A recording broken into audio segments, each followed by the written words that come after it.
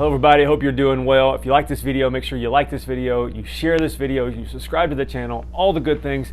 I want to talk about this idea that I think a man of God is, among other things. We're going to talk about all those, but today, I'm going to talk just for a second about the idea that a man of God is a gentle monster.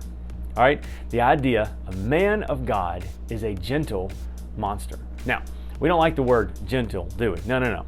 And we don't like the word monster either. That seems like it's a little too far the other way. But here's the deal.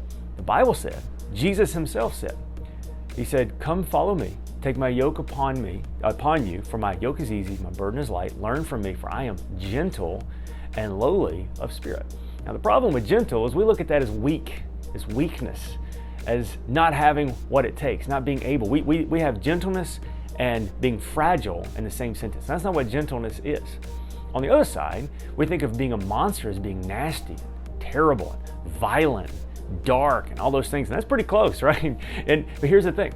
How in the world can you be fragile and be a monster at the same time? And the truth is you can't.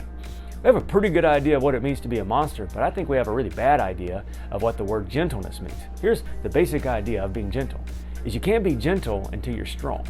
So the adequate definition of gentleness is restrained strength. Maybe a better way of saying that is not restrained, but yet tempered, controlled strength. Gentleness is controlled strength.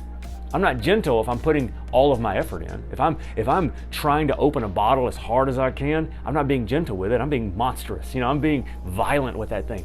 But if I'm not putting all of my torque and all of my, my strength, but I'm putting just enough, what am I doing? I'm being gentle because I don't want to break it. It's controlled strength. One of my favorite examples of this in the Bible is David. As I've been learning more about what it means to be a man of God, looking at God's Word, one of just the complete total archetypes of what it is to be a man in the Bible is David. David was a warrior. The Bible said he killed Goliath. First, we all know the story of how he flung the rock and he knocked Goliath down, but then the Bible said he went and took Goliath's sword, cut the guy's head off. Then the Bible said that David was put in charge of Saul's armies and he went out and he led the charge. Joker could fight. He's messing folks up. He was a monster. You ever seen battle? You ever seen, a lot of us, haven't been in the military, we haven't seen it. We've watched it on YouTube, we've watched videos. Battles are fought by monsters.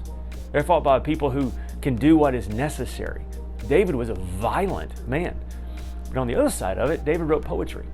David would bare his soul in these Psalms that we read all the time. The very man who was willing to stab you and cut your throat also wrote about the love of God and the goodness and the kindness of God. And so here's the thing. Was he gentle or was he a monster? Was he fragile or was he a monster? The answer is yes. He wasn't fragile. He was gentle. And you don't get gentleness until you have this idea of being controlled strength. And what I see in our generation is I see an older generation who knows what it is to be a monster, going through world wars. My grandfather, he was a hard man. He was a stern man. I wouldn't call him a monster, but I would definitely not call him gentle, right? He was hard and strong because that was what was required of his generation. Some would say the newer generation has got gentleness down real good. They're definitely by no means your hardcore, right? But you know what I like?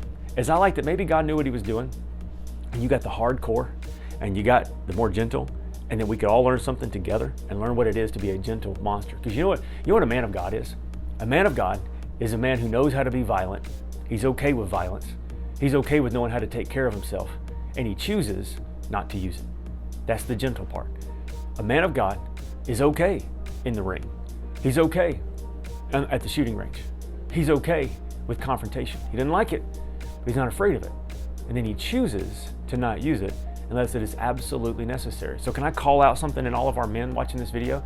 It's okay to want to know how to take care of yourself. It's okay to not be afraid of healthy confrontation. It's okay.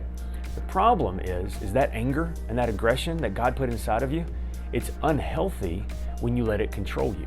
A man of God can do all those things, but chooses to control himself for the right environments. So what is a man of God? I love the definition. A man of God is a gentle monster. He can be violent. The time comes for it, he can stand up for his family, stand up for his community. But when it doesn't call for it, he puts that under control. He tempers himself so that he can be an asset instead of a liability. One more time. What is a man of God? A man of God is a gentle monster.